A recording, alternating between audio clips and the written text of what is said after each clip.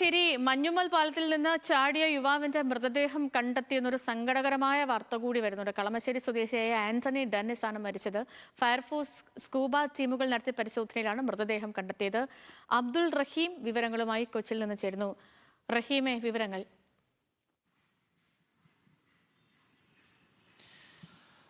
സേതു, ഇന്നലെ രാത്രി ഏതാണ്ട് 10 മണിക്ക് ശേഷമാണ് ഈ യുവാവ് കളമശ്ശേരി മഞ്ഞുമ്മൽ പാലത്തിൽ നിന്ന് താഴേക്ക് ചാടിയത് എന്നായിരുന്നു സംശയം. അതിന്റെ അടിസ്ഥാനത്തിൽ, അതായത് സംശയിക്കാൻ കാരണം ഒരു ബൈക്കും മൊബൈലും വാച്ചും ഉൾപ്പെടെയുള്ള സാധനങ്ങൾ ഈ പാലത്തിൽ ഉണ്ടായിരുന്നു.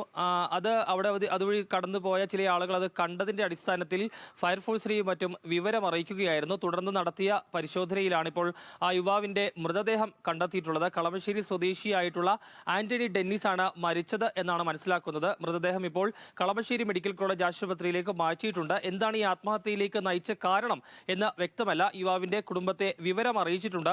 ഇന്നലെ രാത്രി ഏതാണ്ട് ഇൻസ്റ്റഗ്രാമിൽ യുവാവ് ലൈവ് പോയിരുന്നു എന്നുള്ളതാണ് മനസ്സിലാക്കുന്നത്. ആ ലൈവിൽ താൻ മരിക്കാൻ പോകുന്നു എന്നുൾപ്പെടെയുള്ള കാര്യങ്ങൾ പറഞ്ഞിരുന്നതായി പറയുന്നുണ്ട്. പക്ഷെ അതിന്റെ മറ്റു കൂടുതൽ വിവരങ്ങൾ നമുക്ക് ലഭ്യമായിട്ടില്ല. ഏതായാലും 27 വയസ്സ് മാത്രമാണ് ഈ യുവാവിനുള്ളത് എന്നാണ് മനസ്സിലാക്കുന്നത്. ഏതായാലും നിലവിൽ മൃതദേഹം ഈ പാലത്തിന് താഴെയുള്ള ആറ്റിൽ നിന്ന് കണ്ടെത്തിയിട്ടുണ്ട്. മൃതദേഹം ഇപ്പോൾ ആശുപത്രിയിലേക്ക് മാറ്റിയിരിക്കുകയാണ് സേതു.